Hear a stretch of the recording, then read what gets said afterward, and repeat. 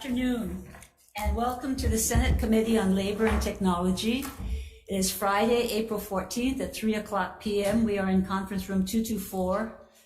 There are two 3 p.m. agendas, and we are opening for both. I'm Sharon Moriwaki, chair of this committee, and with me is Vice Chair Chris Lee, Senator Lee, and we hope other members will be here shortly. Before proceeding with the hearing, I'd like to make a few housekeeping announcements. This hearing is being streamed live on YouTube.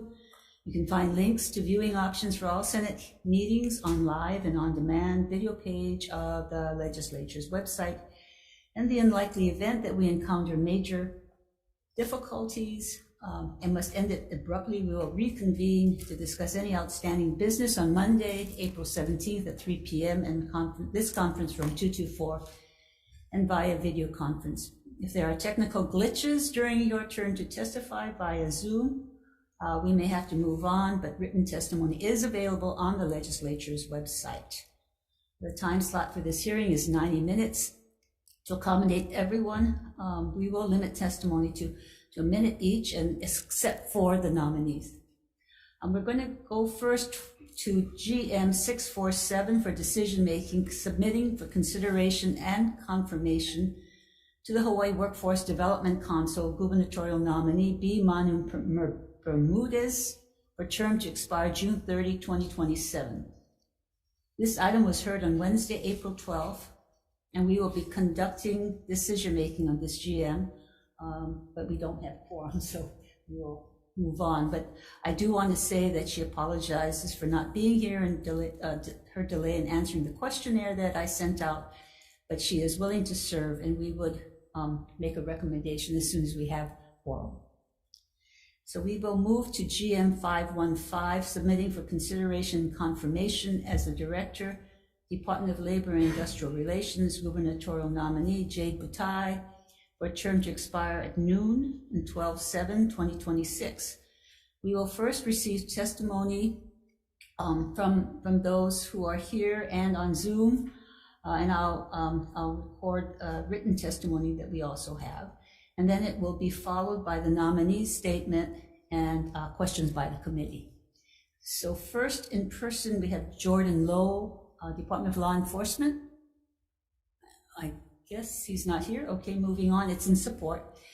Dean Hazama, Department of Commerce and Consumer Affairs. Good afternoon, Chair, Vice Chair. I will stand on my written testimony in strong support. Okay, thank you.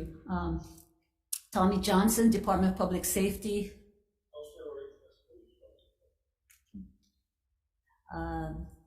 Department of Land and Natural Resources, in support. Giovanni Domingo de la Cruz, Office of Community Services. Good afternoon, Madam Chair, Mr. Vice Chair. Giovanni de la Cruz, the Executive Director of the Office of Community Services. We have submitted our testimony in strong support of the nominee. I would just like to highlight, Madam Chair, if I may, quickly, that Mr. Jade Butai, immigrant like myself, understands the importance of the Office of Community Services, whether helping the immigrants through our immigrant resource centers that the legislature greatly supported last session and continues to support to be placed in our state-based budget, or helping our vulnerable low-income individuals through food programs or community block grant program, and our seniors through the Senior Farmers Market Nutrition Program. Mr. Butai understands the importance of the Office of Community Services, but more importantly, Madam Chair, Mr. Butai provided the leadership and the administrative support in processing the GIA that was assigned to OCS last year. There were 188 that was assigned, and I'm happy to announce that we are now, in spite of the 6-month delay and only 3.5 months that have gone since we are able to contract them, we are now at 75%. Great, thank you. Thank you. And then we continue to work with the rest so we can contract them before the deadline. Thank you, Madam Chair. Mr. Kunzman, Bill, Hawaii Department of Labor and Industrial Relations. Thank you, Chair Moriwaki, Vice Chair Lee, members of the committee. You have our written testimony that we submitted, and we are in strong support of Mr. Butai. Our Hawaii's labor laws were written to strike the balance between the interests of labor and capital. Mr. Butai's father and mother were hardworking laborers in the hotel industry. Jade's father, Crisanto, was a member of Unite Here Local 5. Mr. Butai's parents used their hard-earned savings to become entrepreneurs, which enabled them to help their children achieve the American dream. Mr. Butai's family and personal history provide him an excellent background and perspective for an individual charged with overseeing our labor laws, which seek to strike the balance between the interests of workers and employers. In addition, Jade is the first director of Labor and Industrial Relations that brings department head experience to the job since Keith Hawai'i as the director from 1991 to 1993. It is for these reasons, his perspective and his experience, that the department is in strong support of Mr. Butai for Director of Labor and Industrial Relations. Thank you.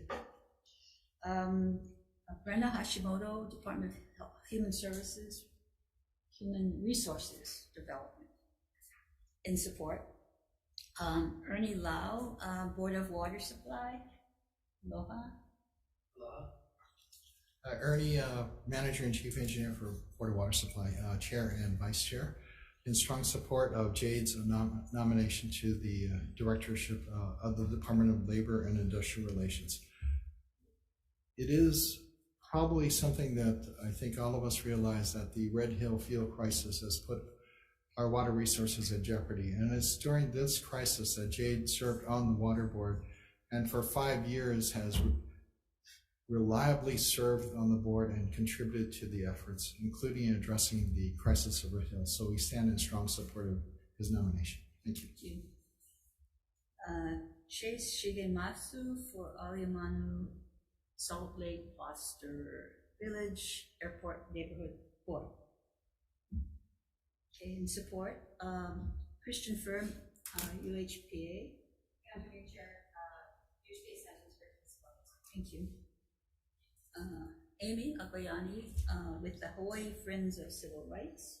Amy, Dr. Akoyani. Aloha, and I just want to say thank you to Chair Moriwaki. Your support for the Office of Community Service and us working on a community needs assessment for next year is very good, and we thank you for your thoughtful decisions on those. I think some of the testimony provided by Bill Kunstman it reflects some of mine. So I'll just point out that I have known Jade since he was an undergraduate College of Business major 100 years ago. He was one of our students with Operation Manong, and I have actually worked with him over the years, over the decades, on numerous community issues. So we really have worked together. And I am confident that he will be a responsible and competent director and ably lead his team to meet the mission of DLIR. Thank you. Did you wrap it up? Oh, okay. I just want to point out two things. One, as you know, I'm the Super Filipino Manang, and it's very important for us to acknowledge and recognize the size and growth and importance and contributions of the Filipino community. We're now the second largest ethnic group in the state. Every fourth person you bump into is of Filipino ancestry. And we believe that representation, inclusion, and support and using the talents of all of Hawaii, including Filipinos, is very good. And Jade is one of the people in our community that's well respected because of his experience and leadership, and I strongly support him. Thank you. Next, Kika Bukowski, IBEW Local 1260.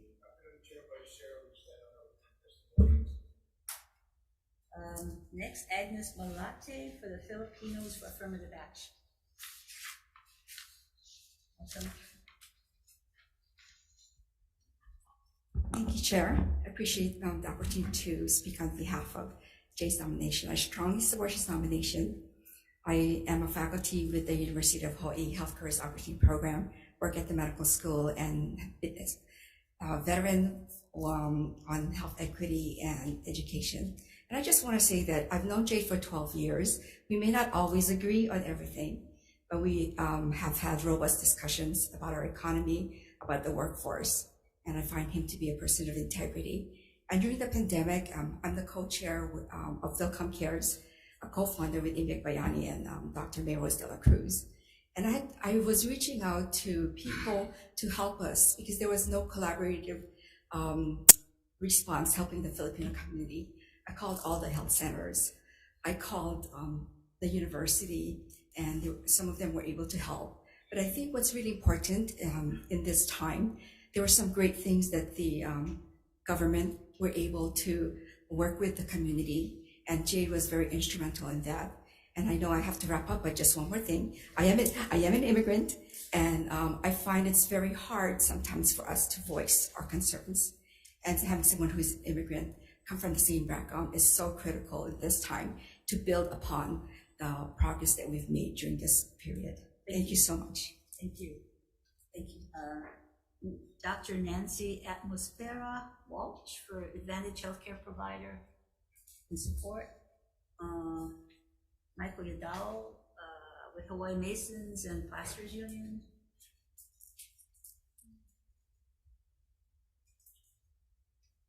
Thank you, Chair and Vice Chair. This is Mike Yadao, the Executive Director of the Hawaii Masons and Plasters Union Stabilization Fund. And you have our written testimony in strong support of the nominee, but I did want to add that I've known Jade for well over a decade, and I've been particularly impressed by his professionalism and his personal integrity. I can think of no one more qualified or better equipped to lead the department at this time. I think when running through the rostrum of people that are testifying on his behalf, you'll see a lot of our labor friends. And it's because of the strong relationships that he's forged. I can personally attest to that on the construction lines and building trade side, that Jade has reached out and done a great deal to make the department more accessible for our members. And I'm here for any questions. Thank you. Thank you. Sergio Acubilla, Hawaii Workers Center. Sergio.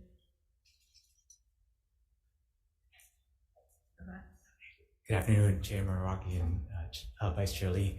My name is Sergio Alcabili. I'm the Executive Director for the Hawaii Workers Center. The Hawaii Workers Center, we help organize low-wage, non-union workers in immigrant communities. And we stand in strong support for Director Butai's nomination. As you're well aware, during the pandemic, our unemployment insurance system was really a hardship for so many people throughout the state. A lot of people that were left behind were those that couldn't access technology and had language access issues. So we're confident that with Director Butai's life experience as coming from an immigrant family and coming from a working class family, we hope that will help guide him to make sure that a lot of these issues and a lot of these people that have been left behind are not left behind moving forward. Again, we stand in strong support of his nomination and look forward to working with him in the future. Thank you very much, Senator. Thank you. With us is also committee member Senator Ihara. Next is Allison Ueoka, individual support. Thank you. Neil Abercrombie. I thought I saw him. Oh, yeah, there you are. Hi. Aloha. Welcome. Thank you very much. Appreciate this opportunity. Thank you. I've known Jay Butai all my political life.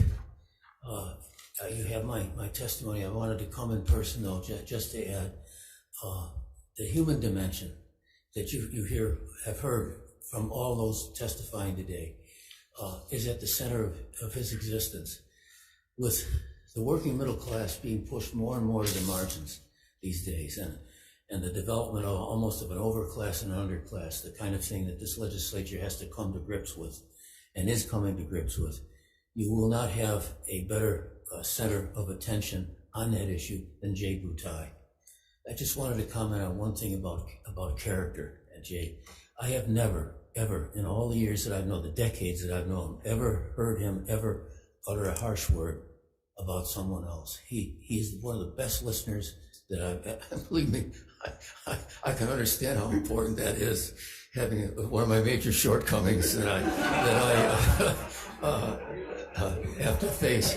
But and so I felt that it was very important that, you know, at least I recognize it when I see it. And again, with the difficulties being faced today, in income disparity and so on, and fairness and compassion, he embodies that as well as anybody I've ever met. Thank you so much for the opportunity. Thank you. Next, we have Joshua Wish as an individual, or Fullermore, individual. Yes, thanks, Chair. I am testifying in my individual capacity today. Chair Moriwaki, Vice Chair Lee, Senator Ihara, you also have my written testimony and support. I just wanted to say briefly, so I worked with Jade when both of us had as our boss, and Governor Abercrombie, who just testified. And so I got to work with Jade both when I was at the Department of the Attorney General, and then when we served in the cabinet together when I was at the Department of Taxation. And in addition to everything that everybody else has said, one of the things that was great working with Jade was I knew I could always count on him. When I needed to work with Jade, I always got responsive work with him. He was easy to work with. He's one of those people who you just know you can come to solutions with. And just watching the leadership he exercised, both at the department and within the cabinet, just made him one of those people who was reliable, and you knew if you had something you needed to get done with him, it would get done. And that's rare and appreciated these days. So thank you very much for allowing me the chance to testify in support. Thank you. Next, Scott Murakami is an individual in support. Nat Matsunaga is an individual. Thank you, Chair and Vice Chair, Senator Ihara. I'll stand on my written testimony to strong support. It's very well qualified. Thank you. Mihoko Ito in support. Will, I see Will too. Well, I haven't seen you for a while. In support on Zoom. I wish I could be there in person. Am I starting already? Yes, you're starting, but a little louder, I think maybe. Okay, can you hear me? Okay. Hi, Chair. Just a little louder. Okay, I'm sorry. How about now? Oh, you're closer in view. Okay, I don't know how I can make it louder. I don't have control of it. Okay. I think it's okay. I think it's okay. Okay, I just want to say that the Department of Labor is one of the most important agencies, along with Department of Human Services and Department of Health. I've served in the state government over 4 departments, and Department of Labor is dear and close to my heart because it is an agency that directly supports and works with our working families. And, you know, we've had trouble in the past, most recently during the pandemic. And when I saw what happened with the UI division, my heart just goes out. And I spoke to Jade about it recently, and he assured me that, you know, he will do everything to modernize the system. That can't happen again. Secondly, I want to point out the fact that the Department of Labor gets involved during labor disputes, and I think Jade has the background, both as a small businessman before he entered the government, and now to make sure that he's even-handed if there's a labor dispute and the department has to make a decision on whether or not to award unemployment insurance benefits to the workers. Well, okay. Well, thank you very much. Thank you very much. Strong support. Okay, thank you. Neil Palafox, individual on Zoom. Is Sorry, Chair, not present on Zoom. Okay. And so I have written testimonies from Ed Sniffen in support, Department of Transportation, from Office of Enterprise Technology Services, Doug Murdoch in support, Budget and Finance Director Salaveria in support, Department of Agriculture in support, Sabrina Nasser from BNF in support, Governor Green in support, Major Hara, Department of Defense in support, Department of Hawaiian Homelands in support, Labor Industrial Relations Appeals Board, Damien Alfonte in support, Oahu Metropolitan Planning Organization in support, Civil Rights Commission in support, Office of Community Services in support, and the Human Resources Office of the Department of Labor in support. HRD in support, Department of Human Services, Department of Taxation, Hawaii Public Housing Authority, County of Hawaii, County of Hawaii, City and County of Honolulu, Operating Engineers Stabilization Fund, all in support. Asato Imanaka in support, Capital Consultants in support, J. Morris in support. All of these are in support, but I'll just read down the organizations: Laborers and Employers Cooperative and Education Trust, ABM Industries, Retail Merchants of Hawaii, Work Injury Medical Association, UPW, Airlines Committee of Hawaii, Unite Here Local 5, Waikiki Improvement Association, KYA, Max Sword Associates, Hawaii Firefighters Association, Kaimanahila, Hawaii Medical Service Association, Airport Concessionaires Committee, Oahu Filipino Community Council, Hawaii State AFL-CIO, Kobayashi Sugita and Goda, Environmental Caucus of the Democratic Party, HGEA, We Are Oceania, Hawaii Lodging and Tourism Association, National Alliance for Knowledge Empowermentum and Meaning, Carpenters Apprenticeship and Training Fund,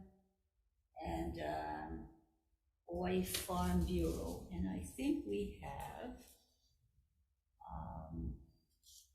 90 individuals in support, and 2 individuals opposed, and 1 with comments that taken in as part of the questions.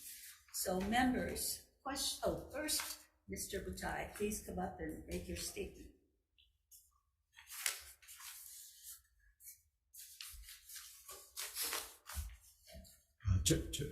Chair Moriwaki, Vice Chair Lee, and Senator Ihara, thank you for the opportunity to appear before you today to discuss my nomination for the position of Director of the Department of Labor and Industrial Relations. This is my 4th confirmation hearing with the Senate. First of all, what a privilege it has been to work with various committee members over the past several years in the different positions I've held. I hope the excellent working relationship we established remains. I look forward to working together with everyone. I'm deeply honored to be here as Governor Josh Green's nominee for this important position. I feel humbled by this once-in-a-lifetime opportunity. Family members, friends, mentors, and colleagues have done so much over the years to make this day possible. I'm extremely appreciative of their love and support. Someone who could not be here today, but who I know would be the proudest person in the room if he was still alive, is my father, Crisanto Sani Butai. Unfortunately, he passed away 15 years ago. I wish he was still here because he would be so proud and grateful to see how his sacrifices have all been worth it. I'm especially delighted to introduce my mother, Rainy Tabjis Butai, who along with my father is the foundation of everything that my brother, Walden, sister Melody, and I have been able to achieve. Melody also brought my niece and nephew, the twins, Ariana and Luke. My journey began in the Philippines in a province called Ilocos Norte, where most Filipinos in Hawaii are from. We are the product of their dreams and sacrifices. Like so many immigrants, my father and mother left everything familiar behind to come to the United States and build a better life for our family. My siblings and I endured 4 long years of separation before we were able to join them in Hawaii. There were many challenges when we were apart, and the early years of moving to the United States, learning English and adapting to completely foreign culture. However, my parents' love, optimism, faith, and diligence kept us together. I want to thank the DLIR Deputy Director and the dedicated staff of the department for everything they do. They are the unsung heroes for the work they do every day. It's a great privilege to work with them. I would not be here today. I would not be where I am today if not for the support of people like Dr. Amy Agbayani. There are many, many others that I want to thank for their help, but the list is too long. I'm grateful to everyone who has supported me and helped me over the years. I know what they did for me, and no amount of thanks is enough to express my gratitude. I am a proud product of Hawaii's public school. As a Filipino immigrant coming here at the age of 13, speaking almost no English at the time, I benefited greatly from public education. I graduated from Radford High School with honors, went on to the University of Hawaii at Manoa, and attained my bachelor's degree in business administration, double majoring in finance and accounting. To further my education, I attended Babson College, the #1 school for entrepreneurship in the US, and earned an MBA. My background is in private enterprise, but I find greater fulfillment working in government. Being a public servant enables me to contribute to the community in measurable ways that are more significant than simply making money.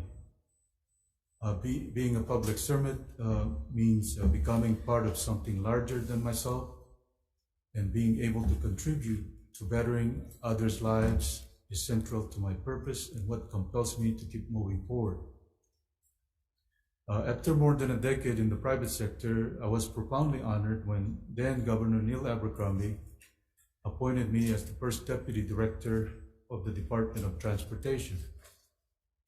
During the last 13 months of his administration, I was the Deputy Director at DLIR, where we were able to pass the minimum wage, got additional positions and funding for the boiler and elevator branch, established operating status agreement for HIOSH, which included training from federal OSHA to make our hires become better inspectors, and gave up jurisdiction where OSHA took over certain inspections, updated the policies and procedures of the department. A lot of those policies and procedures are still in place, and partially restored the Disability Compensation Division budget after the reduction in force during the Lingo administration. When Governor David Ige was elected, he asked me to return to my previous position at DOT as First Deputy Director. In November 2017, Governor Ige appointed me as DOT Director. Thinking back to where I came from, in the town of San Nicolas, the transportation system when I was growing up consisted of jeepneys, kalesa or horse-drawn carriage, carizon, carabao-drawn cart, or tricycles traversing unpaved roads.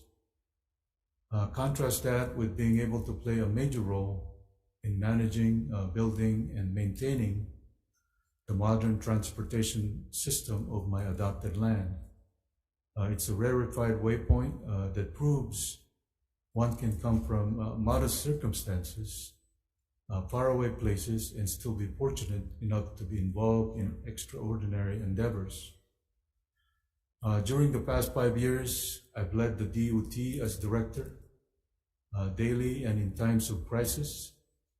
In 3 of the 5 years, the pandemic provided extraordinary challenges. No day was typical, but the experience provided me with so many lessons. During my tenure as DOT director, the team delivered several legacy projects for the state.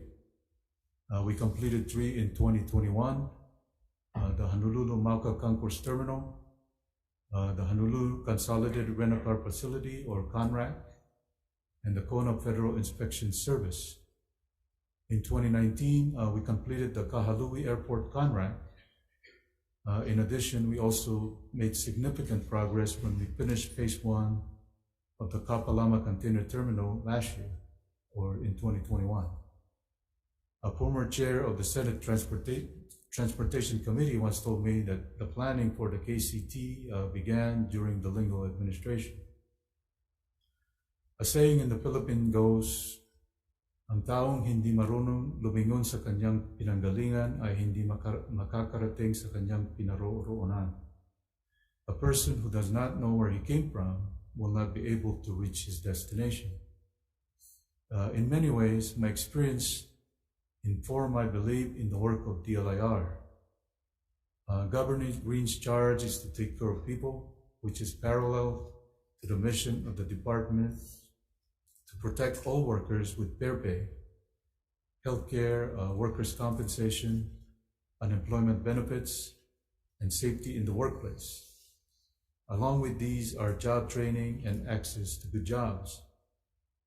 Since I came on board as director of DLIR, our department have been able to accomplish the following. 115 interns have been placed in departments and agencies. When I came on board, there were only about 30 interns placed. The internships for Hela Imua is one of the top priorities for the legislature, so I made sure that we made tremendous progress. We released the UI modernization RFP on March 10. We still have a long way to go on this flagship IT project for the state, but we're doing everything we can to ensure we remain on track. The boiler rules are moving again, which was stalled since September 2021. This will improve public safety as we update and modernize our safety standards. We went live with our Disability Compensation Division electronic case management system. It means our claims processes are now automated and will be electronically managed. As for the public portal, we will continue to work with our external shareholders or stakeholders to understand our new system better and anticipate opening the portal fully, currently limited for verification and testing purposes to all external stakeholders in May or June of this year.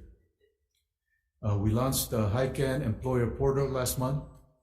American Savings Bank, Bank of Hawaii, Oceanit, and Work for Warriors, Hawaii Veteran Career Services are participating.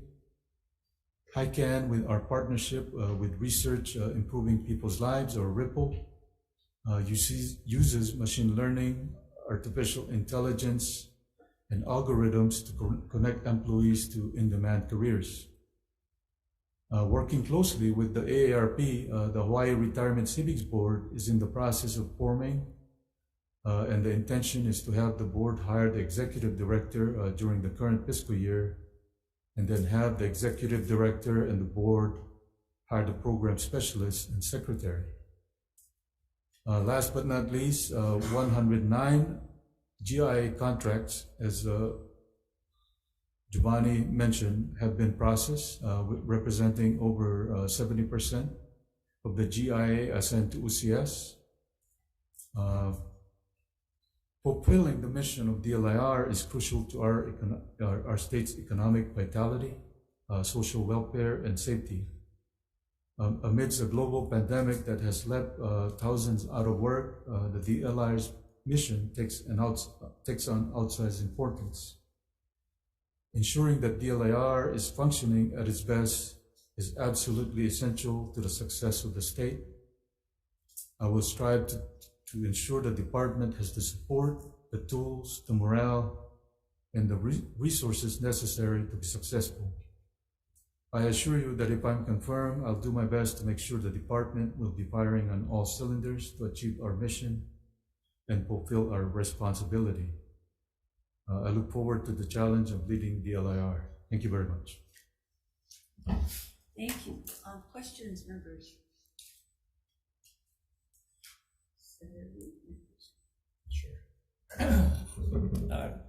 Thank you. Congratulations on your nomination.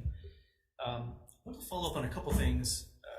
First of all, in the last hearing we had your deputy, we had talked a little bit about unemployment and some of the challenges, obviously, through the pandemic and where that's at. We know there's going to be sort of a process and a timeline to revamping a system that's older than I am. Yes. I was one of those that ended up volunteering and typing in on the computer. Anyway, do you foresee any challenges with that? And ultimately, once we actually achieve that, where do we go from there? How do we prepare so that we don't end up in that same situation 5-10 years from now, where the contract that we've executed for this entire update doesn't, again, sort of remain static and let us fall behind the times? Well, I think one of the lessons learned during the pandemic is that, we should modernize as soon as we can, because, we saw what happened when the system was overwhelmed, when we went from one of the lowest unemployment to, where, we started processing hundreds of thousands of claims.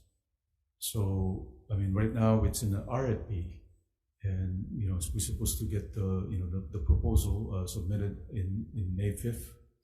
And then we're going to go through the process of evaluating. There's going to be, some demo, and then we're going to have a best and final offer. And then, we hope to award the contract by the end of the year. And then I think we should make sure that we're always, modernizing, because I think if you don't do anything like what happened in the past, I think we don't want to, because the unemployment is the safety net for a lot of people. That's how they pay their rent, their medical bills, their grocery. So it's a very important safety net for a lot of people. So what do you imagine that process would look like? Let's say 2 years from now, the program's been put in place and the tech has been updated and folks are trained on it. At what point do we start asking what's next? And how do you sort of self-evaluate within the department to determine, okay, now it's time to sort of rethink or make a new investment or plan?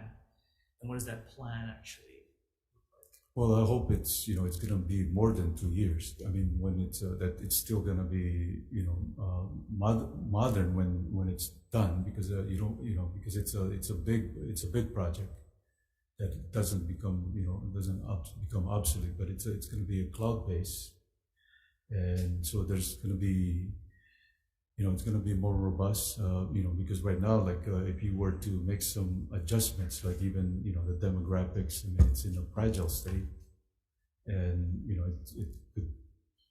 it's very hard to just if there's a new requirement from the Fed, it's very it's in a fragile state, so we need to make sure that it's to be current. But does that mean it's incumbent on the department to, let's say, every 5 years do a review and make some recommendations, or is it on the legislature to come in and tell the department, okay, it's time to look at that again? No, How do you imagine that playing out? Yeah, I think the department should be monitoring and making sure that we our system is up to date, because it's it's a system now. It's a mainframe base. It's very archaic. It's out of date. So we like I said, we gotta be we should try to be current on the technology, because it's in terms of when you're processing the volume, the only way you can get it done is it's via technology. I guess what I'm trying to get at is, what's the trigger for looking at for reevaluating where things are at? Even if we have a new system put in place, what does it look like from the department's perspective to self-evaluate, so that we don't end up in a situation 5 years, 10 years, 30 years down the road, where the system has been working great, but it hasn't been reevaluated, so it hasn't been updated, so that we don't end up in that same place again? Technology, it's changing so fast. So I think every 2 years you evaluate and make sure it's that you're up to date on on the functionalities and in terms of if there's new requirements that comes from the Fed that you're able to process and it doesn't collapse. Because there, I mean, like for example, when the PUA, when the federal government expanded the program to include a lot of gig workers, part-time workers, there were a lot of fraud, and so we need to, because it has both sides. You wanna process and get the benefits as soon as possible, but at the same time, you get all this bad actors who commit fraud and in fact, when I somebody filed a claim on my behalf when I was and it was from the PUA. Yeah, so just going back to the beginning, you had said every 2 years. Yeah. So is that, I guess what I'm hearing is that a commitment on your part within the department to, on a regular basis, go back and reevaluate the tech, the processes and programs, how they're working, and look at whether or not there's updates that are needed? That's correct. Okay. Thank you. Thank you, Chair. Thank you. I'd just like to build on what Senator Lee is saying. What are you looking at when you evaluate? Because there's two parts of it. There's a technology, and the technology is a tool.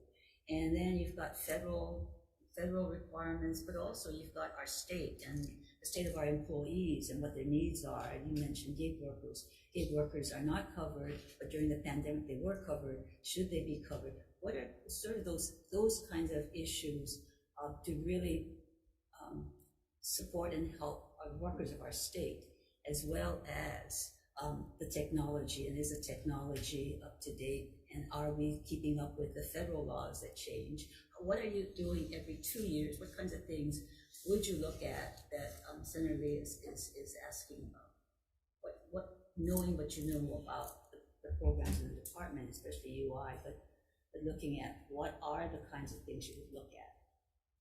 I mean, we keep tabs on what other states are doing, to make sure, share information and look at best practices.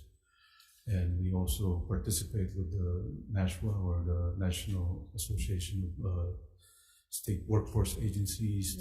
What about how we are affected? Our workers, our people who are leaving the state, how we keep them here, looking at what kinds of benefits or what UI can do or other programs in your department?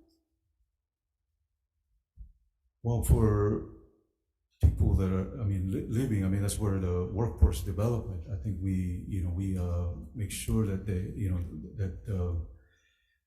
that whole, workforce is such a catch-all. There's so many, cross-cutting issues with housing, childcare, and, so we need to, because when I was at DOT, we had we had employees who didn't accept the position because they couldn't find housing that they and those were hard to fill positions. Okay, I think we'll move on. Do you have any other questions? I have a whole bunch because let me just kind of preface it, because I was at the Labor Department. It's near and dear to me. I really am very much concerned about the workforce, people leaving the state, as well as really supporting the department and the various programs they have for both workers and for employers. So I appreciate your agreeing to serve and be tested on whether you're the right person to lead the department. And it's difficult. And as you know, the Senate's duty is to advise and consent on the governor's nominees. And it requires us to test the nominee against the standard of leadership. Will he or she improve the quality of life of our residents, bring each department's resources together to accomplish the statutory mission, the governor's goals, the department programs, and do it with honesty and integrity? We take this assignment very seriously. So let's talk about leadership. We need to answer 3 questions. 1, what's your vision and how you carry out the governor's goals for better Hawaii. 2, how will you inspire and work together with department administrators and staff to achieve those goals? And 3, will your leadership demonstrate integrity and honesty and uphold the laws and policies of the state? So I do have a number of specific questions as we go along, because we have had calls and I've had emails and people who have worked with you, and I would like to clarify because I do want to have the best for the department's leadership. So first, tell us the governor's goals and policies. What are the governor's major goals for the department? Can you list what the goals are that you discussed with the governor? Well, Governor Green always, whenever we have a cabinet meeting, he always talk about taking care of people. And that's the vision, and which is parallel to the mission of the Department of Labor. We take care of people, whether, we want to make sure that workers are being paid timely and fairly, that they, go to the place that is safe so they can go home to their families. If they get injured on the job, they have workers' comp. And if they get, if it's not at the work, they have temporary disability, and also we have prepaid healthcare. And then if they lose their job through no fault of their own, they have unemployment insurance benefits. And if they want to, if they want to have they want to have a better job, we have training and access to better opportunities. So he's always talking about, and so my priority, Chair, is to, if you talk about taking care of people, the UI modernization is, it's a critical project, because we've seen what could happen, where people, it overwhelm our system. So, this is the safety net of a lot of people. And my next is the workforce development. Whenever, in fact, yesterday I signed like 100 certificates of apprenticeship, electricians, plumbers, HVAC technicians. Not everybody is cut out to go to college, but to me, those are good outcomes. Because those are good paying jobs. And so, so my key to getting all is basically to execute, execute, because we have a very clear mission that is good for the state. And, when I was in graduate school, they always say that most organizations don't die from starvation, but more from indigestion. So it's about execution. Because there are companies, that, or organizations like, for example, General Electric, when they were the role model or gold standard for a long time on what a company is, and what a successful company. And then they kind of got too far from, instead of bringing good things to life, and then they change it to eco-imagination, and then now they're being split apart, and it's when they were, like I said, they were the gold standard. And I think what happened is they forgot to execute. They tried to, and let's put, at the end of the day, is the key for leadership is to deliver results and execute. So based on that, let's going back to results. So if I heard you, you have two goals. One is UI modernization, one is workforce development and execution of results. What in each of those areas, what do you think what do you want to, or will you achieve in the next 4 years? In your term, in each of those areas, where do you see you'll be in 4 years? So in UI modernization, are those the 3 goals for your department? UI modernization and, the workforce development.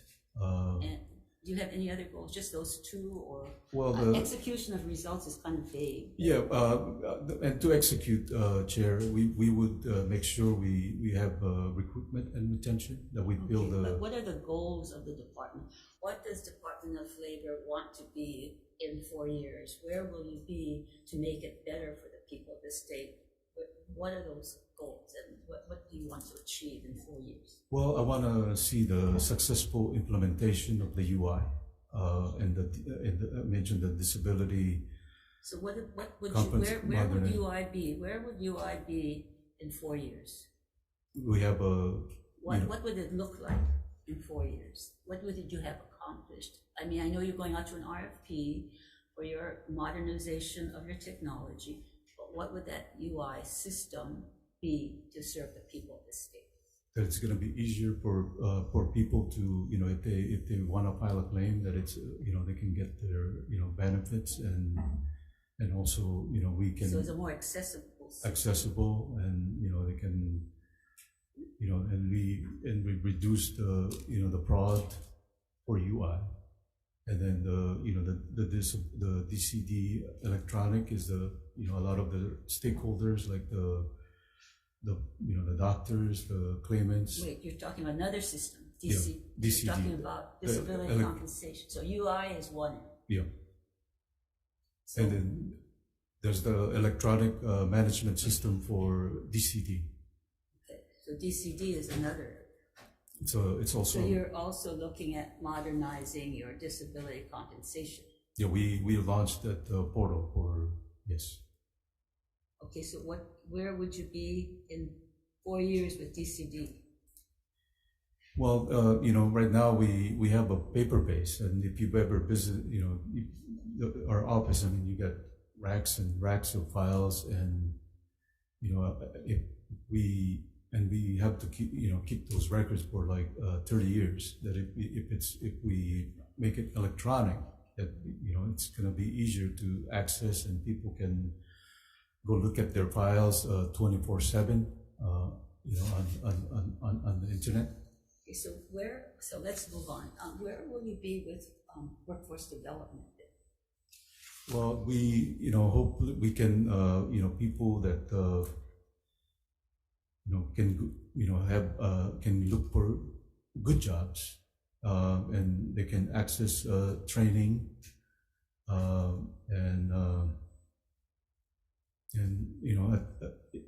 I think it's will strengthen the workforce. I mean, we're going to be working with the DOE, the University of Hawaii. I've met with the superintendent. I think the career pathways. So in 4 years, your program is, you stand up the program, whatever that is, working with your partners. Where will we be in 4 years in terms of our workers having good jobs and also being well trained and competent for those jobs? What do you see as what you would do in 4 years to get us there? What is the department going to do for our state? Well, we've launched HICAN.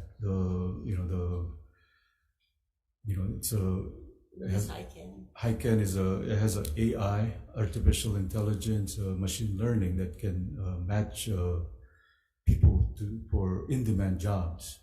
We've launched it, and some companies are have already started using it, and instead of some of the system where it's not it doesn't do the matching as well, where if you only apply for a particular position, it just gonna spit out that particular position, instead of looking at your resume where you may have some keywords that or skills that could be transferable to other positions.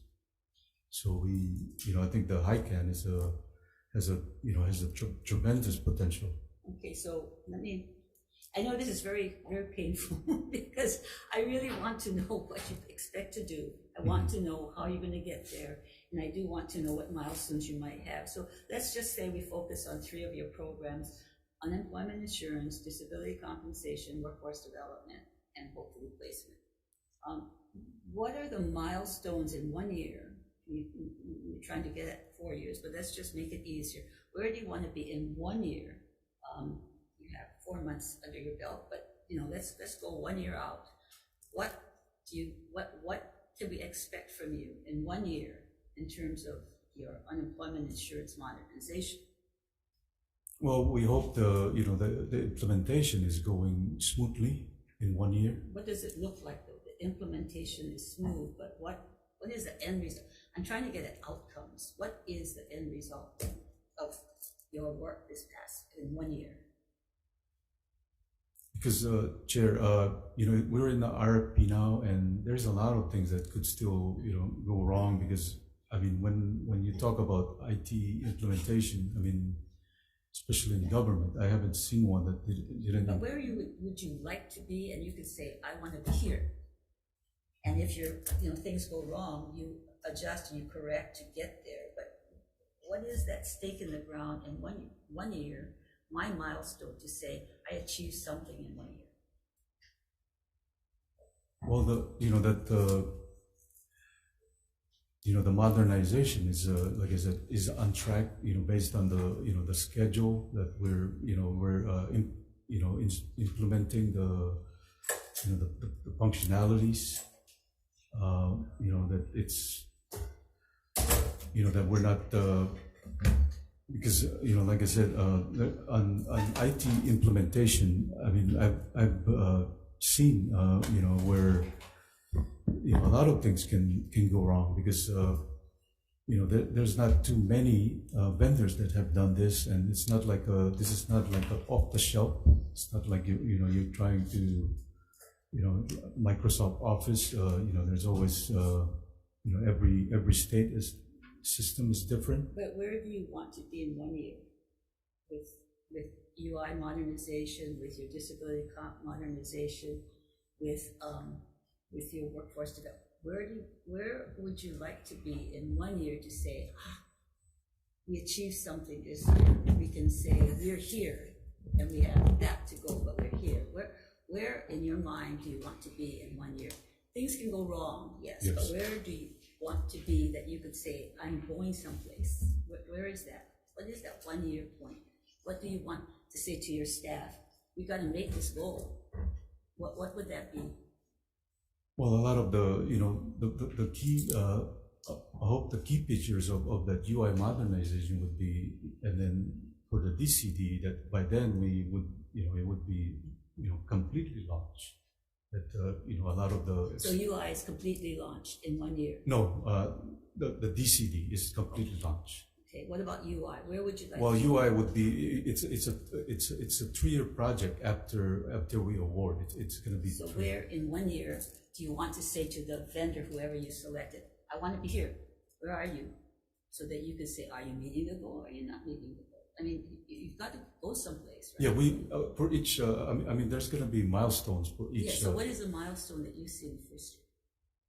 That a big part of the system is already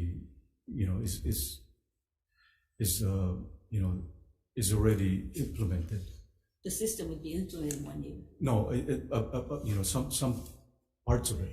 I mean, it's not going to be. It's not like painting a fence. It's a it's a IT. So that I'm trying to understand where are you going with UI. So workers' comp or DCD, whatever the disability comp programs are launched. Where are we then? We're not going to stop there, right? What happens after that? It's fully launched, and then we. I mean, we'll do another assessment if we need to. What else? What would that endpoint be that's launched? So what? I mean, what would it do to your program so that it's fully launched? So now you're moving on, and you want to, whatever you assess has to be assessed on some standard. What would that be? Well, it's a, you know, I mean, by then, a lot of the, you know, the stakeholders, the, you know, the physicians, the claimants, that they can, you know, if they want to look at their claim, they can just go online instead of, you know, so they can, you know, it's more accessible. Okay, so have you discussed these goals and milestones with your deputy and with your administrators so that they are in sync with where you're going? Because it seems like you're sort of fumbling to know where you want to go, but they should know, right? They've been working on this for years. So have you discussed with them where we should be and how we can support you in getting there? Have you talked about that? I have. So what have you decided with them? Well, in terms of the funding for with the UI, well, the UI is, you know, I told my administrator to make sure that we have enough, because I've seen where, you know, I said that if we go back again, like when, you know, I was on the heart board, where if you don't, and you lose credibility and trust. So make sure that when we, you know, that we go back and we have enough money, and so we, and in terms of the DCD project, I don't think we need any, you know, we've also looked into whether we need more funding, and I think we're set until the next biennium for the DCD. So what have you? Okay, so what have you told your managers? I'm gonna just list what I know of your core department divisions, because to me that's really important where you lead your department. So unemployment insurance, so you're saying you're going to have funding so that they can finish up or at least start the process of really modernizing their technology system. Okay, let's move on from that. So workforce development, what have you and your division head decided on where you want to be? What is the goal of that one division? What is the end point of that division? What do they need to do? Well, like I said, we launched the HICAN. You know, we've been, you know, we tried to get maybe, you know, we've launched the HICAN, and we, you know, I think it has more potential for, you know, using it as a you know, job portal. You know, we're gonna try to talk to you know, with DEFER, maybe they can use. But what is the end goal? I mean, is it to get people on HICAN, or is it to get people jobs, or get them training to get jobs, or get careers, or what is the purpose of it? What are you looking for? Well, we, in terms of, like I said, we get, I mean, we've expanded the apprenticeship program to, it's been, you know, apprenticeship to me, especially with the building and construction trades. You know what, I'm going to move on. It's almost 4 o'clock. I still have a lot of questions, so I'm going to move on. And this is not going too far. So, does anybody else have questions? I'm going to let other people ask questions, and there might be some questions coming up. Senator Howard, do you have anything? Senator Vidal? I have one question. I guess the one or two opposition comes from constituents who received no response or concern from when you were director of DOT going forward. How would you plan to respond to citizens' employment concerns after the recession? The employment concerns. Because you're now with for the a position you're going to be in. So when you was at DOT, never have good response with some of the constituents that wanted to get information or get in touch with you going forward. How would you plan to respond to the citizens' employment concerns after a recession? I mean, I'll if I get the complaint, I'll respond myself if I, you know, and if it's depending on what type of complaints, Senator. Yeah, not so much the complaint, it's just that they're saying that when they had concerns, they never received no response. And maybe, like I said, I'm just asking what I have and all is prepared for me so that you understand. The concern is that now that you're in this position, how would you move forward? How do you plan to respond? I mean, it's not so much about complaints. It's just that the concerns are, after now that we're moving forward to this recession, how would you be able to prepare or respond to citizens that need your help when it comes to this kind of employment concerns about, recovering from the recession? Well, I'll make sure that we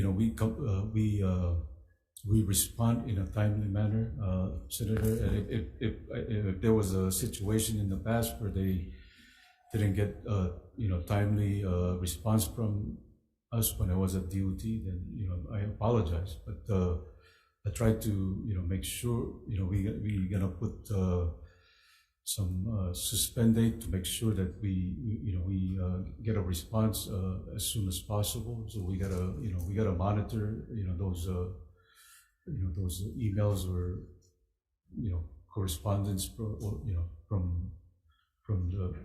Did you ever feel that when you was the director? I mean, I know you guys have plenty of stuff that you guys was a part of, and all these road hazards and disasters and stuff like that.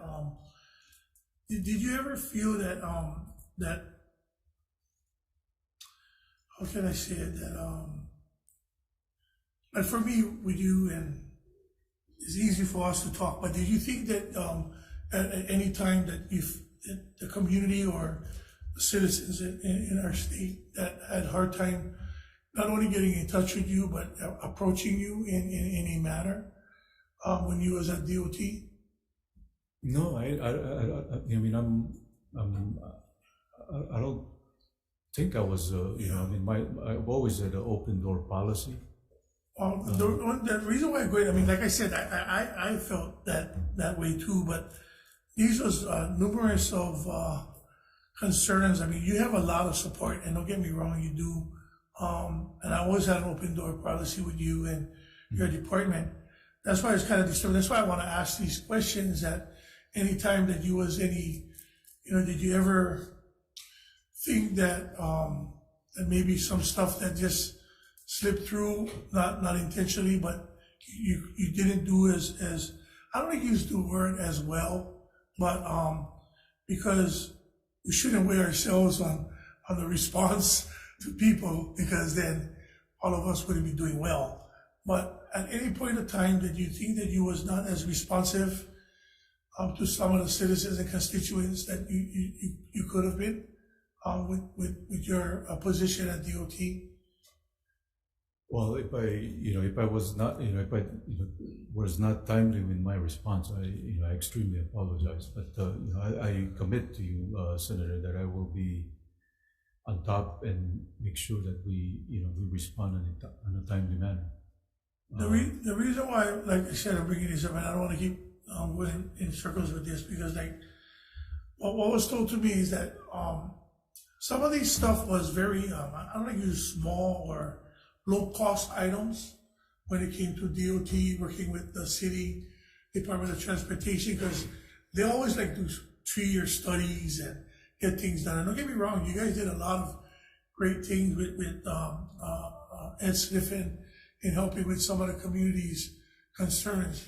But the reason why I'm asking this is because when in the time of the pandemic and the time of things was happening, they felt when there was calling upon leadership, not so much with Ed or anybody else, on leadership, the concerns on what's happening on the roads, in the sense of now that there's not heavy traffic or heavy school, that certain things could get done ahead of the ending of the pandemic, reopening. And they felt that it was, because you're the head of the department, they felt there was a very strenuous response in trying to be proactive in getting these low cost, I don't want to use the word low cost, but that's what people refer in the community, low cost items, in the sense it doesn't cost for electricity or big infrastructure is just, I don't use the word again, just, but the speed tables. Yes. That's what I'm trying to say. Yeah. At the time that these was happening, when they wanted these things done, they felt that it followed upon deaf ears, and that's the reason why the words that they use here that I got and I put it here is that it was very concerned, Jade, in the department that at the time of the pandemic, they was very concerned when the kids go back to school and when traffic started being heavy, and not just in Neva Beach. Don't get me wrong, we got our problems because the problem is not what you do and put in traffic calming devices. The problem is people speed and don't pay attention to our kids. But at the time, Jay, when they was reaching out to your office, did anybody within your division that you was apprised of ever come to you that you had very multiple deep concerns on traffic calming devices going forward and in the communities? Like I said, not just Eva Beach, but other communities. Because the concern that I have here on the paper that came, it was not from my community. That's the reason why I wanted to know, because I always aware of most of the communities, Waianae, Wailua, all these schools that have speed tables, Mililani. So I kind of know, because I drive all over the place and talk to constituents from all different parts of the island. But the question I'm asking is that, because this department that you're gonna be in, it's more of a, I can say it's more of a hands-on community relations kind of hands-on thing, because it's due to labor. And you know how I feel about labor and how much labor is priority. And I had a lot to talk with you back in the day about that. But going forward, knowing, and I know you, I'm not asking you to apologize and be apologetic. I just want to know of your awareness, if you understood the severity of the need for these things.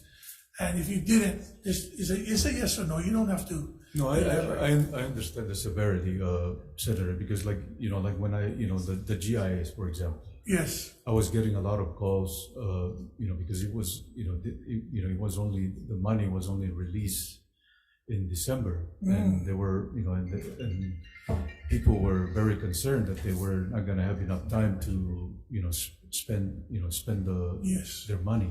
Yes. And so I work closely with the executive director to make sure that we process the contracts, because there's a misconception too about the GIAs where they think they gotta spend the money by the end of June, but really it's really they need to encumber the money by the end of June, so that getting the contract signed is really the key. So I work closely with the executive director to make sure that we move those because the GIAs are also they need their money. So we've been meeting on a regular basis to make sure that they're being processed timely. And when I get calls about I usually follow up. I get like for example, there was a constituent from one of your colleagues that they needed to have some medical, and I forwarded to my division, and then followed up to make sure that we responded, because they couldn't get that particular doctor. So so I follow up. So I just to go back. I just get one more question, sorry, Chair, if you can. Just according to let me just read it out. Maybe some of this before you go on, I'm gonna just say that we're gonna go about half an hour over, because we're supposed to end at 4:30, but we have more questions, so then you can proceed. Oh, okay. Okay, sorry. Right. Sorry, just so then I'll yield to you, Chair. Do you personally work on the bills before coming to the hearings? I understand some of the issues will be new to you, such as the tip credits paid family leave, sick leave, workforce development, but have you discussed the bills with your staff? Or how is that hearings, you only, read the testimony, but we ask questions that you cannot really answer. The reason why I'm saying this is, I'm just gonna pick one of them. Tip credits is huge for me. I don't like these penalties that these guys come and say they're paying the employees such a great thing that they don't need all of this. And I say this in different forums, that I feel that falls short onto a community that is on minimum wage staff, waiters. And I always bring up the fact with Zippy's charging kitchen charge now on top of the penalties to the waitresses and wait staff, that they don't get their food pay because of what we are not initiating. Going forward, I guess in some of the here, I'm not sure if you worked on some of this, but I want to know, as workforce development and going with the tip credits, what are you gonna work on as one of that, on this stuff that I just said, as being a prioritized for our workforce communities that is on minimum wage and wage staff families? Well, Chair, Senator, I mean, I know one of your issue about, making, how do people, when people are not getting, paid the minimum wage, or, and we want to, we will do outreach to make sure that, when people are not being, getting paid fairly, that, and that, that they feel safe to, complain about their employer. So we'll do more outreach, and and we'll convene some stakeholders and Right. talk about how we can, because that in terms of the tip credit. So, and this is the last follow up. In talking to you the last time, and the bill that I had didn't go well because it didn't have enough complaints or people complaining. And we know our minimum wage families, they're too busy working to complain. What I'd like to know, Jay, going forward, is how are you going to make it easy for them, our minimum wage families in my community that works hotels and waiters at fast food restaurants, that can I come to outreaches and can I come to events to put in complaints? How would you orchestrate an easier way for them to be able to, when they come home at night after they power working 2-3 jobs, feed their family, take care of their kids, and put them to bed, and they get in front of their computer if they have one, if they could afford one, or they have a smartphone, how are you going to make it easier for them to put in these complaints? Because I talk to them in different forums, and I go to different communities and talk to them. And believe it or not, Jay, majority of them don't have laptops. They're not going to be able to come to your forum to put in a complaint. So how would you make it easier for those families that are having struggles in putting in their complaint, that they feel that they're not being fairly treated when it comes to their pay? Well, we can set up a hotline, Senator, and also not just the employee, but also the employer to, give them, have some, workshops, and if we, if needed to, is enforce, so that when you don't enforce, that's when people push the envelope. So we gotta, we gotta go out there and, enforce. Okay, Chair, thank you. Okay, Thank thank you. you. Senator Lee. Thank you. I want to follow up on something that Senator Favell had brought up, and I kind of agree with them. In spite of, I think, one piece of testimony, I always found you to be really responsive at DOT. At DOT, though, there was an issue that I want to dive into because it's something that I think is applicable to all departments. And this was an issue of federal funding. We get a lot of it for all different purposes. In this particular case, there was $2 million from the FAA that was routed through airports to do study and analysis of helicopter and aviation issues. The deputy at DOT at the time, who I believe was Ross Higashi, had at one point recommended returning the money to the federal government. And while we were trying to work on that, because that's usually the last course of action we want to do in the state, since money is fleeting, we were in the midst of a discussion with the governor's office and others, and the deputy made the choice to return the money and cancel sort of what its purpose was for at the time, days before the governor was set to act on legislation that would have utilized those funds. Is that something that from airports you would have had to sign off on as the department director? I would have been, because I'm the one that has the signatory responsibility.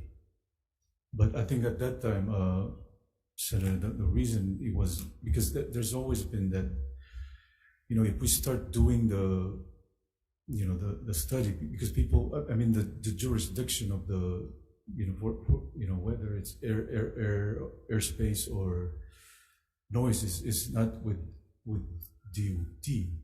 And there's been confusion.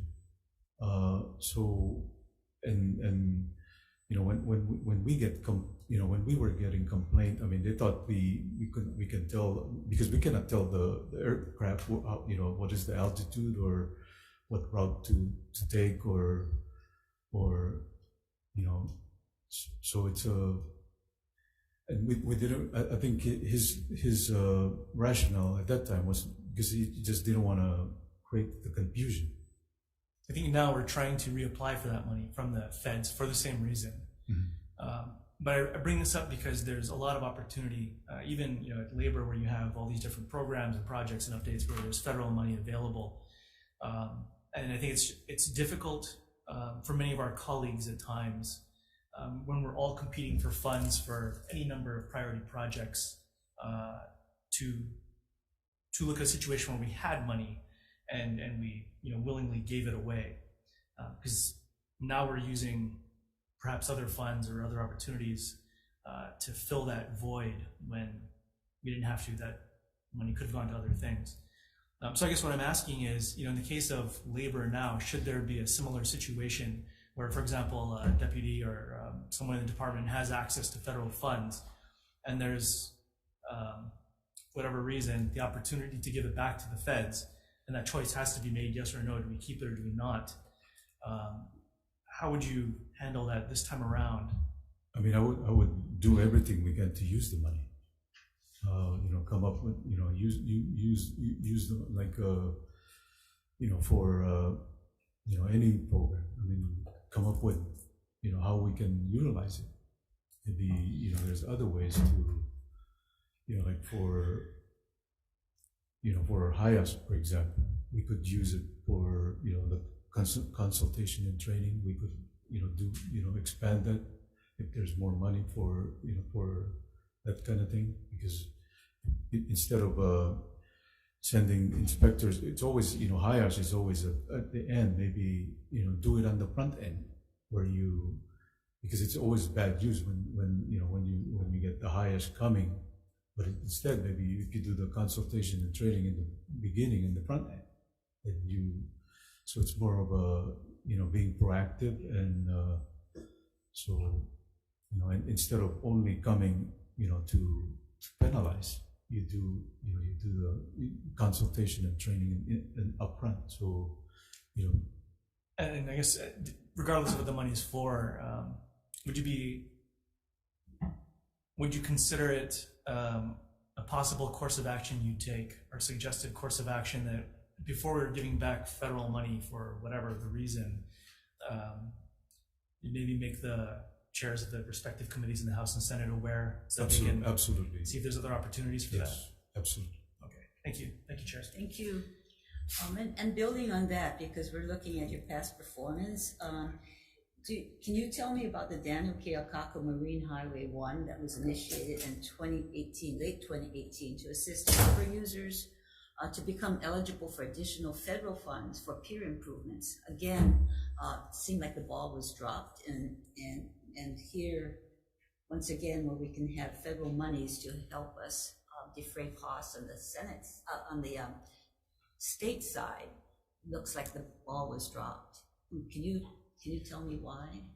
Yeah, I don't have it at my disposal. What happened and now on chair. So I need to. But as a director, would you not have your hand on all of the in transportation situation with highways, harbors, and airports to know these kinds of big projects, especially when it's relations with the federal government giving us money? Yes. So, and you don't know about yeah, I'm not familiar with what happened on that particular. So how did you operate in transportation? So you pretty much was hands off and you let your deputies just do everything, and you really didn't have a hand on the programs in the department? No, that's not accurate, Senator. I was, I empowered my deputy because DOT it's big. You got airports, harbors, and highways, and those divisions are bigger than some departments. So I work closely with my deputy, and but ultimately I give the buck stops with me. I give the blessing of. So can you name at least a couple of projects that you were personally involved in then at transportation? Because you say that you were responsible for these legacy projects, and anything in highways or harbors or airports. Well, my role, Chair, was more like when we go float bonds. When we float bonds for the divisions, a big part of those to do those projects, you got to get the funding, and you don't have all the, so we go out and float bonds, and we. So did you delegate everything to your deputies then, and you really were pretty much hands off, or you just everything that came up from them you just signed off on, or did you direct, or did it just come up? I think that's the question: is how much did you direct the department? If it was so large, you just kind of delegated to everybody. No, I work closely with my deputies. If depending on what the issue, I discuss it with them. So did you support them, and you empower and you support, or you empower and you don't support?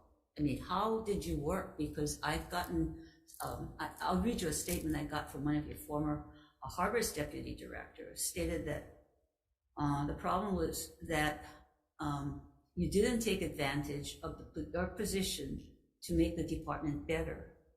He described you as a nice guy, but ineffective. He said you told him you were to be caretakers to make sure nothing goes wrong. So it's one thing to empower and say, okay, if you're going to restructure, or you're going to be asking people to do something different, to change the culture, to accomplish things, you're going to have a lot of pushback. And that's where the lead honcho, the department head, needs to say, okay, guys, this is really important. This is our goal. And we're going to have to work through this. Or you say, hey, don't make waves. We're just caretakers. And I think that's what I need to have answered, because that is leadership. I disagree with, because that he had some policy suggestions that I disagreed with. But how did you work it through to make sure goals were accomplished? I may disagree with a lot of things my staff says, and we work through it because we say, is it good? Is it bad? Maybe something is better than something else, but how did you work through it? You have to work through it. So how would you as a leader work through that? Because that is where you move. Some of these departments that are huge are sometimes intractable, but you've got to inspire people to move. And how would you do that? And especially, Department of Labor is also another big department, and they have a lot of people with similar ideas that may not want to change, but this is a whole new work environment. The pandemic has changed everything, how we look at work, how we even do work. So what would you do with your deputy, your administrators, to look at what is important about the work we do? That's critical in leadership.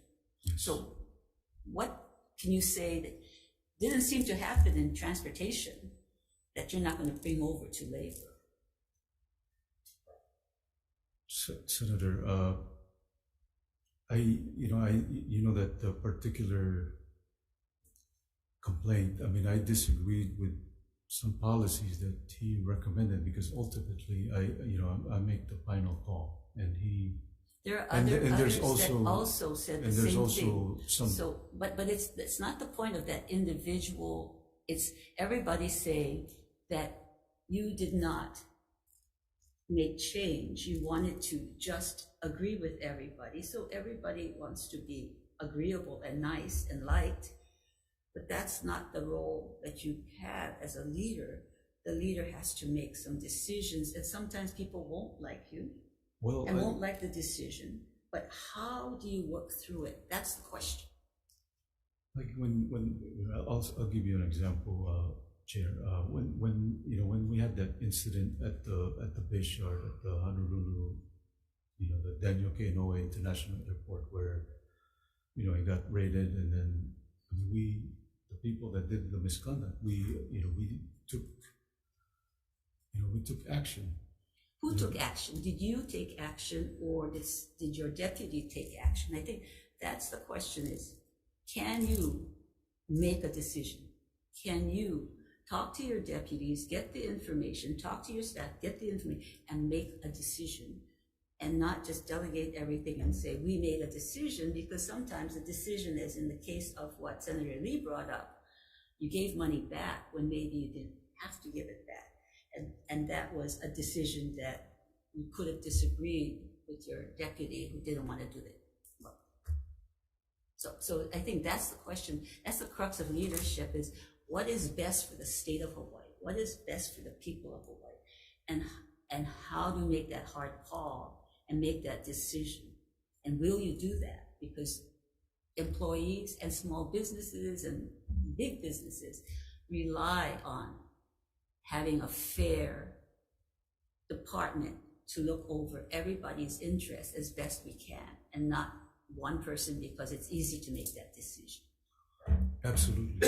I look at my role as the Director of Labor to, bring people with different views and different mindsets about things and to try to be neutral, or try but to. You have to make a decision. Yes.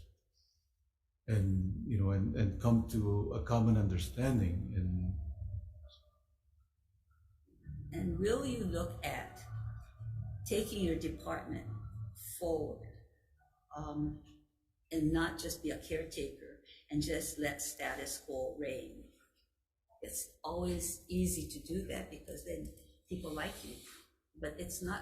This job is not to be liked. You have to understand that. This job is to make this department better, to make them serve our community better, to make this state better. And it's hard to make those decisions. Can you make those decisions? Yes, and not just go with the status quo? Yes, You're not a caretaker as a leader. Yes, Senator. So you told me you sued cyber company for fraud and recovered over $30 million. Is that correct? Yes. You personally did? No, not personally. What happened? It was they sued us for, I think it was $17 million after, it was I think we paid out about $7 million for a IT implementation for a financial accounting system. Can you tell me specifically what you did in this case? Well, I was the executive sponsor, and they were, I was getting a lot of pressure to, sign off on change orders.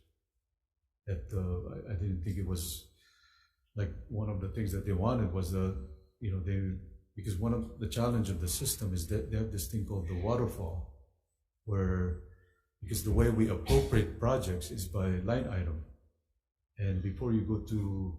But were you a key witness in this? Were you involved in this, or was it your predecessor that filed the lawsuit against this company called Cyber? I was the one that denied that led to the lawsuit. So what did you do in this case? Anything personally? Or were there, like, I guess your predecessor and your ASO were responsible, as I see it in this?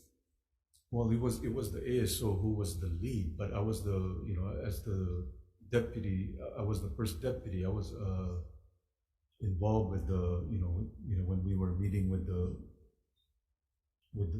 project team and the implementation team. I was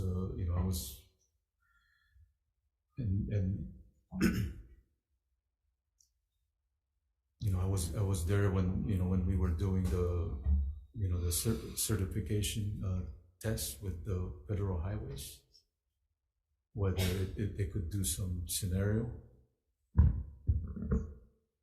Okay, so what was your personal involvement in any of the legacy projects? Is that all done by your deputies, the airports, during the pandemic, the highways, as Senator Favela had mentioned, harbors? They were all done by your deputies, right? Or did you have personal involvement in directing these projects? Well, ultimately, I'm the one that like I mentioned earlier. I mean, in terms of getting the funding. But what did you personally do? Because I'm seeing that we're all done by your deputies, whether it was the airports, Malka Concourse, the Kahului, Conrac, and that they did all the work. I guess you took credit, but I mean, did you do anything on these projects? The team was the one that did the project, Senator. I mean, it's really, if you want to, really give the credit where it's due, it's really the engineering program manager. Okay, so those were the engineering program and the deputies making the decision. So I'm just trying to figure out how we might translate what you did or didn't do at transportation as to how it would help Labor Department. So moving to Labor Department, and you say you're facing a big challenge in recruitment and retention. So what are those critical positions in your Department of Labor that must be filled to do these goals, whether it's UI modernization or DCD or workforce development? What are the critical positions that need to be filled? For the UI modernization, I mean, we identified those 15 positions that. Okay, so 15 positions to do what? To help with the modernization. So are they computer people, or are they program people, or what are they going to do? It's program people. Okay.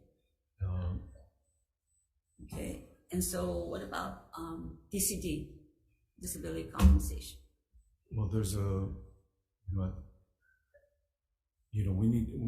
think we need more,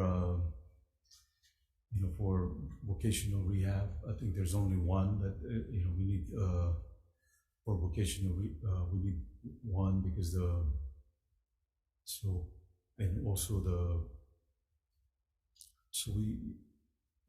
there's several positions that we need to fill for. So folk rehab, vocational rehab, workers' comp, and TDI. Okay, workforce development. Workforce development. It's understaffed. I mean, we have so many things on the workforce development. I mean, a lot of workforce specialists. Workforce specialists. To help with the. What do they do? We have all different, so many different programs with workforce. Whether it's, one is filling the Workforce Development Council executive director. But that's an administratively attached agency, yes, right? Yes. So what about your own staff, your core department, your core division staff? What positions do you need that you're going to come and say, I need these positions? What are those that need to be filled? You already have the positions, you have the money. Mm-hmm. When I see you next year, you're going to say, I have these positions filled because these are important and I'm able to do X, Y, Z. So we have rehab and workforce specialists. I should tell you, Senator, on that high-ash, I think we after consulting with OSHA, I think, they told us that we can use some of the money that we collect for the penalties for, the consultation and training. And I think that's where we can, all the positions for that. So high-ash is another one. Yes. Okay. So what have you done in the last 4 months to secure any of these positions? Did you work with HRD? Where is it in your department? Where are we? And when will these positions be filled? If they're that critical, what did you do in the last 4 months? I mean, we've been filling a lot of positions, Senator. It's not just those positions, not those positions, but these there's are high priority positions. But there's other positions that we've been filling. Okay, but you said these are critical. So why are others being filled and not these? No, we will continue, recruiting and filling those positions, Senator. Okay, so what is your plan for the next 4 months? How are you going to fill these positions that haven't been filled? Where are you on that? What are you doing? High-ash, for example, has been vacant for a long time, right? So how are you filling these positions? What is your plan? Well, we've been, recruiting and, like the past 2 days, I think we were at the job fair for, Blaisdell, and the other one was at the, at the Key Lagoon, the veterans, and, we put the curriculum. So did you get people? We got a lot of, we got a lot of interest, and, I'll make sure that, we follow up with some of the. I know that when you were at transportation, the highway division led the state in an innovative wiki hire program. They hired lots of their engineers. It was really fast.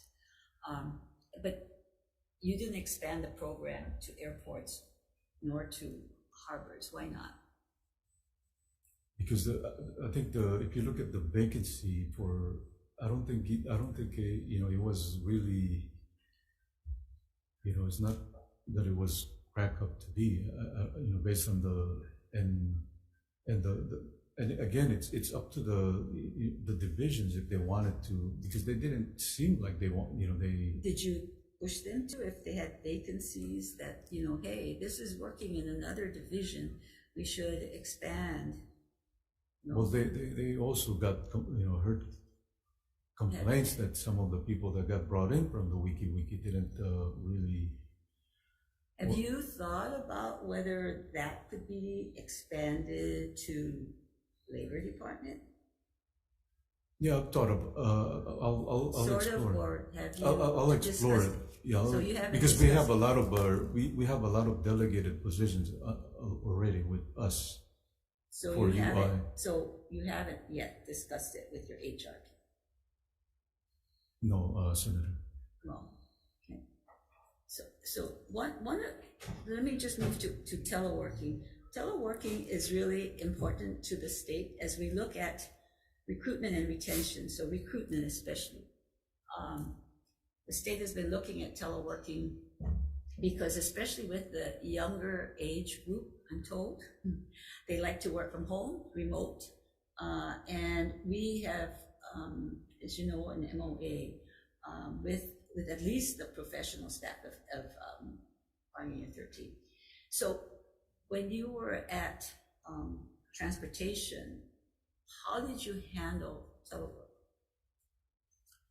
Telework was an ongoing challenge for DOT because we have a lot of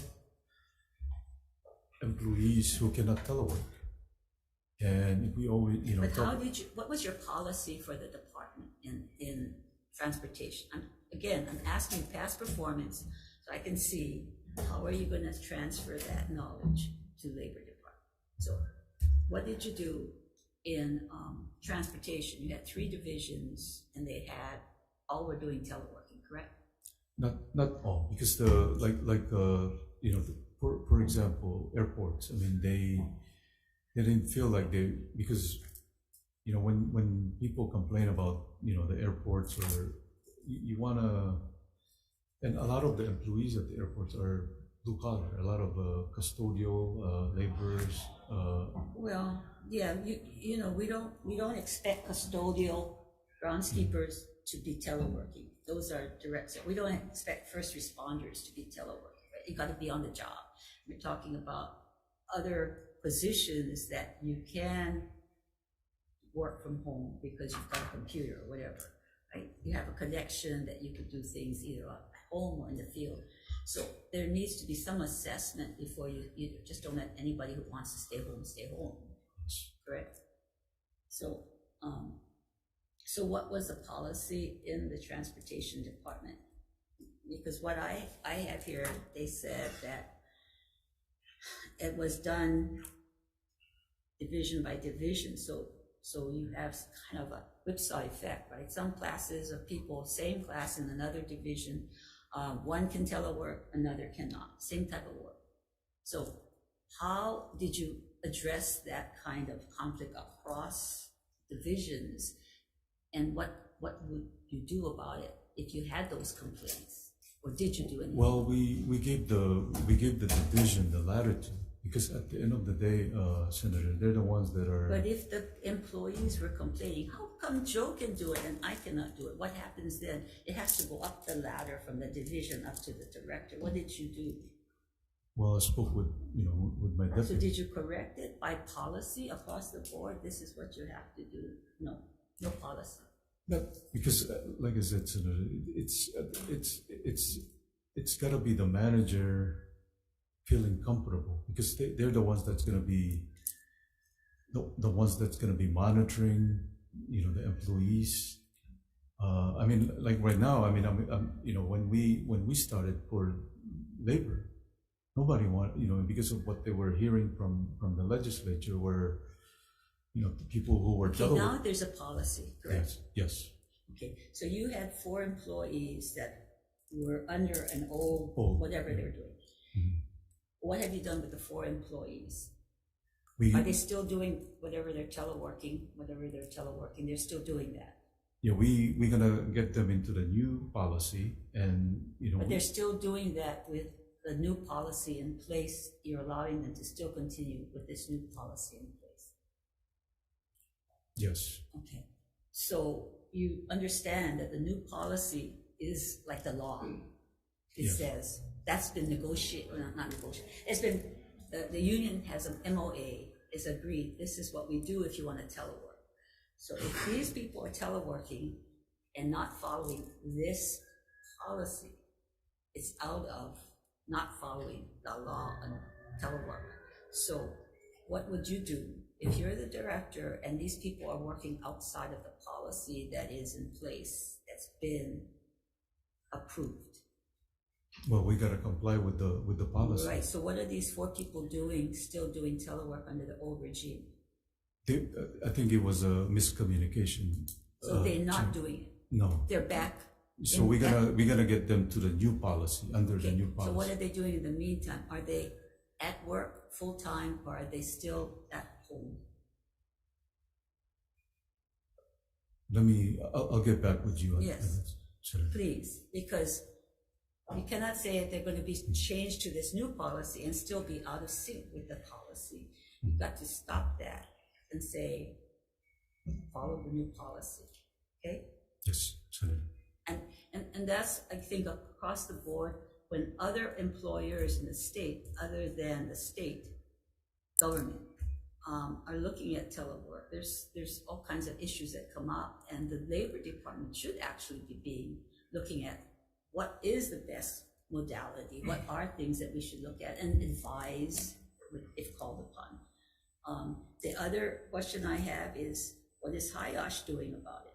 If you're having people staying home and working, is it safe? Or what kinds of, what do you have to make sure that you have? What if somebody gets hurt at home? Is that something that we're liable for as a state, as an employer? So those are issues that, have you explored those kinds of things with your staff? Well, one of the role of the manager is to make sure that the workspace that the employee is. Right, but what are some of the standards that you look at, and to make sure that when they do that, that is something that check, these things are in order, and not just say, oh, it's up to the manager.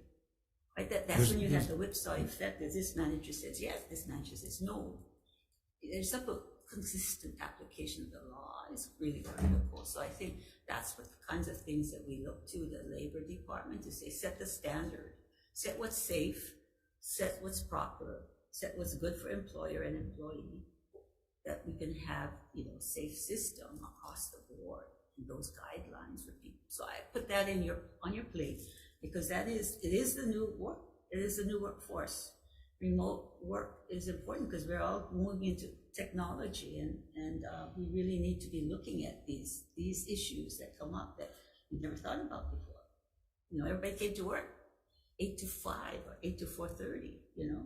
Now we have all kinds of different schedules. What do we do, as Senator Favela said, gig workers?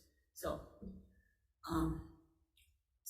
there are a lot of things that we need to think about, and part of it is also looking at we talked about this, being honest and having integrity, that if in fact your deputies are making the decision, make sure that that's what they're doing, or your administrators are making the decision, make sure that that's what's happening, and you delegate it, or you have some oversight to it, so that you have some accountabilities and you're the one directing, and it's not always just signing off and somebody coming up. You look at it and review it, because that's what we're looking at. And if somebody else is doing it, don't take credit for it, give credit where it's due, but making sure that it's accountable. I said the team was the team, Senator.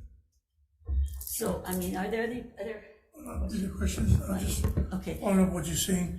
How much of your department having teleworking now? Well, originally, Senator, they were very reluctant. So it's more of a program now. We have six programs are going to participate. So when they get done with the training, that's when but the fact is, before, there were no programs were very interested in participating with the telework. But we keep encouraging, and so there's about 6 programs. So when they're in the process of taking those training from DEFER. Thank you, Chair. Thank you. Any other questions? I think we will have a short recess, and we will come back to the decision.